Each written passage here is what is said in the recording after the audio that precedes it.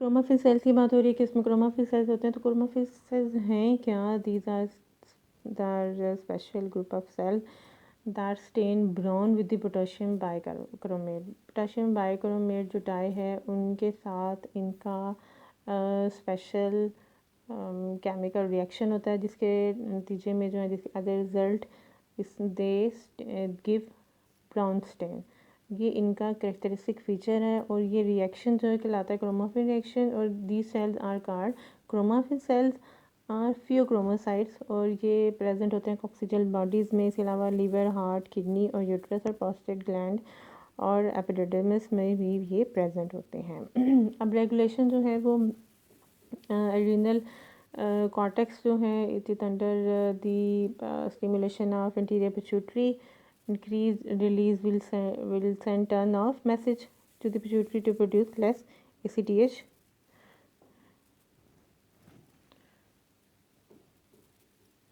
Diseases: Addison disease, primary adrenal, it is due to the primary adrenal insufficiency in which adrenal gland do not produce enough steroid hormones, और इसमें symptoms include abdominal pain, weakness, weight loss. Second is Cushing's syndrome. It is due to increased cortical secretion.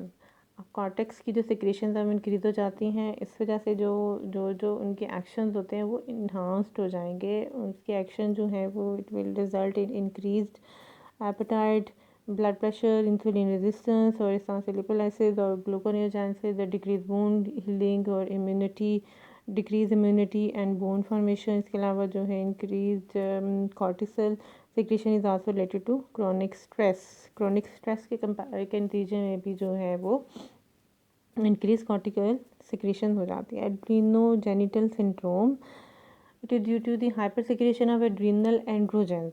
क्योंकि ये genital syndrome है, इस तरह से जो है, इस वजह से जो है वो एड्रीनल एंड्रोजेंस की हाइपर सिक्रेशन या ज़्यादा सिक्रेशन की वजह से जो है वो ये सिंड्रोम होता है। इट कैन बी कंजेनिटल और पोस्टनेटल।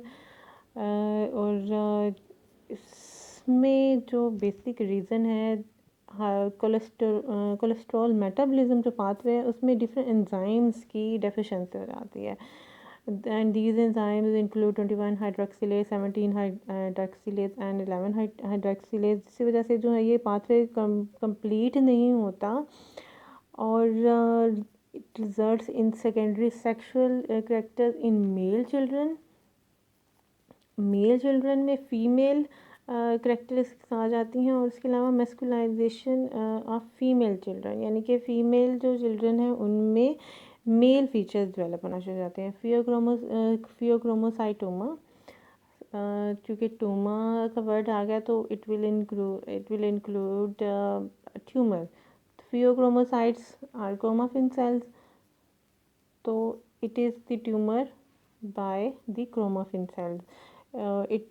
क्रोमाफिन सेल जो हैं एड्रीनल मेडुला में प्रेजेंट होते हैं, जिनकी जो जो रिलीज़ करते हैं कैटेकोलामिन्स। तो क्योंकि ट्यूमर में अनकंट्रोल्ड सेल ग्रोथ हो जाती है, इस वजह से जो है वो क्या करेंगे, कैटेकोलामिन्स की इंक्रीज सिक्रीशन हो जाएगी एड्रीनल मेडुला से। इसकी जो है वो एडियोपैथिक काज भी हो सकता है, यानी कि ऐसी डिजीज़ जिसका जो है वो स्पॉन्टेनियस या जिसका ओरिजिन जो है वो अननोन हो, या ये जेनेटिक हो जाती है। इंक्रीज वैसोकंस्ट्रिक्शन, इसके रिजल्ट है, it will cause increase vasoconstriction and smooth muscle constriction. Tachycardia cause करेंगे डायफ्रोसिस एक्सेसिव स्वेटिंग और headache is the characteristic feature.